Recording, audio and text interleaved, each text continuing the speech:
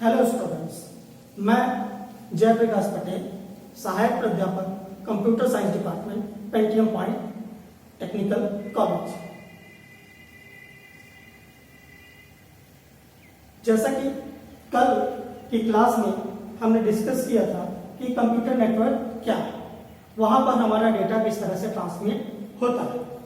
उस computer network के अंदर हमने यह भी जाना था कि ओएसआई मॉडल क्या है, उस ओएसआई मॉडल के अंदर उन 7 लेयर्स का क्या काम है। उन 7 लेयर्स में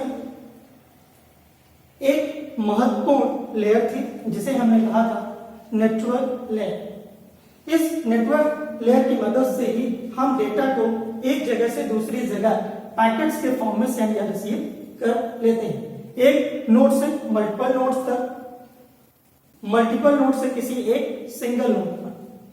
आज हम उसी कड़ी में अपनी क्लास को आगे बढ़ाते हुए आज का हमारा जो टॉपिक होगा वो होगा राउटिंग।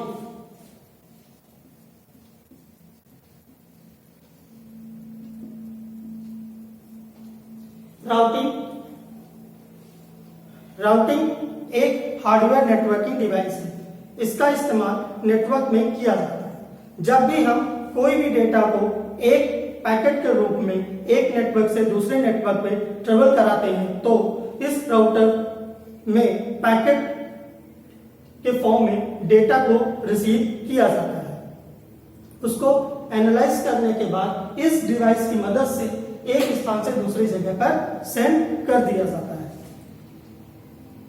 इस नेटवर्किंग डिवाइस को अलग अलग नेटवर्क्स में हम अलग अलग तरह से उपयोग करते हैं। राउटर के अंदर हमारा डेटा एक सॉर्टेड पार्ट के माध्यम से किसी एक जगह से दूसरी जगह सेंड होता है। इसके लिए हमें यह देखना पड़ेगा कि हमारा नेटवर्क किस तरह से होता है। तो जैसा कि मैंने बताया था कि हमें अगर किसी ऑर्गेनाइजेशन को नेटवर्क करना है तो हमें अलग अलग नेटवर्किंग को यूज करना होगा। जैसे कि मान लीजिए हमारे पास 2 टोपोलॉजीज है। एक टोपोलॉजी हमारे पास रिंग टोपोलॉजी है।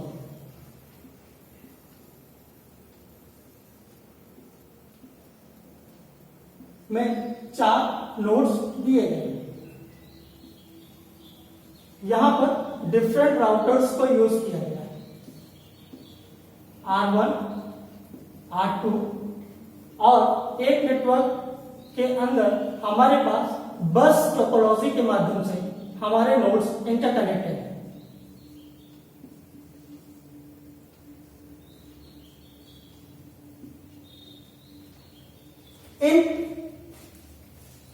यहां पर हमारा ये जो नेटवर्क है वो सोर्स नेटवर्क कहा जाता है और यह नेटवर्क हमारे लिए डेस्टिनेशन नेटवर्क होगा।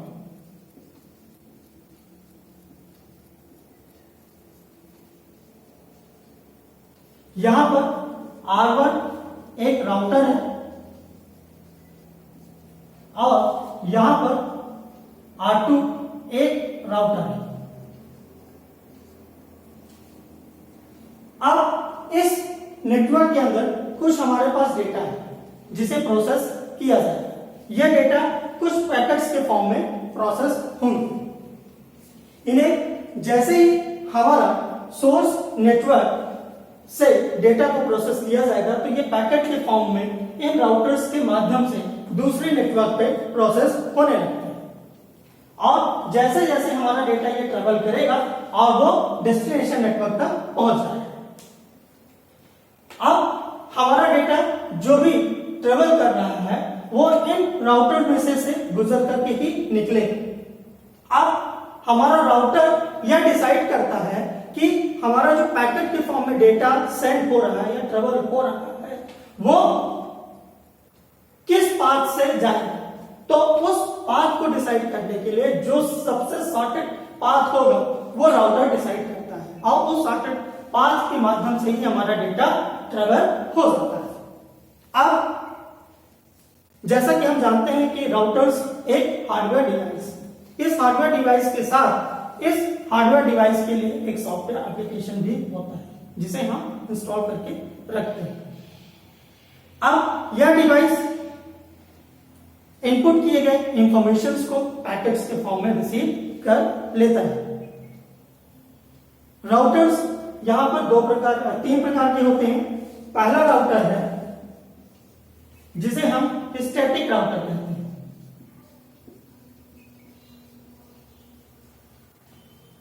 दूसरा हमारे पास राउटर है जिसे हम डायनामिक राउटर, और तीसरा हमारे पास है डिफॉल्ट।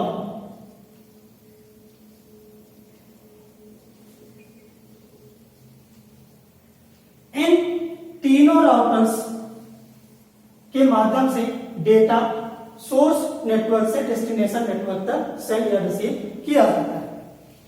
अब यह समझने की बात है कि स्टैटिक राउटर क्या है। स्टैटिक राउटर एक एडेप्टिव राउटर है। यह एडमिनिस्ट्रेटर के फॉर्म में यूज किया जाता है, जिसमें इस राउटर की मदद से हम किसी भी डेटा को एक पैकेट के फॉर्म में सेंड करते हैं और मल्टीपल डिवाइसेस तक अपने डेटा को डेस्टिनेशन सोर्स तक पहुंचा सकते हैं। इस राउटर का एडवांटेज यह है कि नो ओवरहेड होता है और बैंडविड्थ में होता है, और तीसरा सिक्योरिटी फीचर्स है। डायनामिक राउटर्स टेक्निक का उपयोग हम एडेटिव